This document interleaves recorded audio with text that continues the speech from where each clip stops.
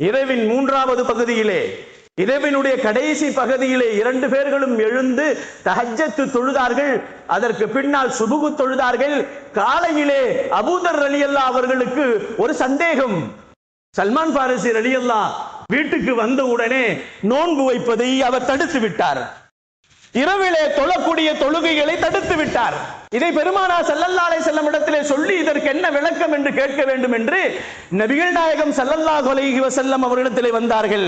நாயகம் பெருமான் ஸல்லல்லாஹு அலைஹி வஸல்லம் அவர்கள் சுபுஹ் தொழுது விட்டு அமர்ந்து கொண்டிருக்கின்ற நேரத்திலே பெருமானார் இடத்திலே வந்து கேட்டார்கள், அபூதர், நாயகமே, நான் நோன்பு வைத்திருந்தேன் பகலிலே, என் நோன்பை இவர் கெடுத்து விட்டார், நோன்பை முறித்து விட்டார்.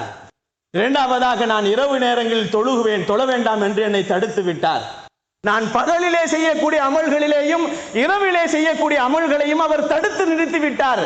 நான் அமல் செய்யக்கூடிய விஷயத்தில் நான் கொடுப்போக்காக ஆகிவிட்டேன் என்று சொன்ன உடனே அபூதர் ரலியல்லாஹு அவர்கள் உடனே பெருமான் ஸல்லல்லாஹு அலைஹி வஸல்லம் அவர்கள் சல்மான் பாரிசியை அழைத்து வாருங்கள் என்று சொன்னார்கள். சல்மான் பாரிசி ரலியல்லாஹு அவர்கள் அழைத்து வரப்பட்டார்கள். சல்மான் பாரிசி ரலியல்லாஹு அவரிடத்தில் கேட்கப்படுகிறது, ஏன் இப்படி செய்தீர்கள் என்று. ஆம், காலம் முழுக்க பகலிலே நோன்பு வைத்துக் கொள்கிறார், இரவு முழுக்க அவர் நின்று வணங்கி கொண்டிருக்கிறார். அவர் மனைவி ஒன்றிருக்கிறார், அவளுக்குண்டான ஹக்குகளை அவர் செய்வதில்லை, மனைவிக்குண்டான ஹக்கை அவர் செய்யவில்லை. நான் விருந்தாளியாக வந்திருக்கின்ற நேரத்திலே என்னோடு கூட உணவு அருந்துவதற்கு மறுத்தார். நான் சொன்னேன், நஃபிலான நோன்பை நீ முறித்துக் கொள்ள வேண்டும் என்று நான் சொன்னேன் என்று சொன்ன உடனே அருமை நாயகம் ஸல்லல்லாஹு அலைஹி வஸல்லம் சொன்னார்கள், சதக்த சல்மான் என்று சொன்னார்கள் பெருமான் ஸல்லல்லாஹு அலைஹி வஸல்லம். உண்மையை சொல்லிவிட்டால் சல்மான் பாரிசி ரலியல்லாஹு தஆலா அவர்கள் என்று நபிகள் நாயகம் ஸல்லல்லாஹு அலைஹி வஸல்லம் அவர்கள் சல்மான் பாரிசி செய்ததுதான் உண்மை. ஏனென்று சொன்னால் மனைவிக்கு செய்ய வேண்டிய ஹக்குகள் இருக்கிறது, கணவனுக்கு செய்ய வேண்டிய ஹக்குகள் இருக்கிறது.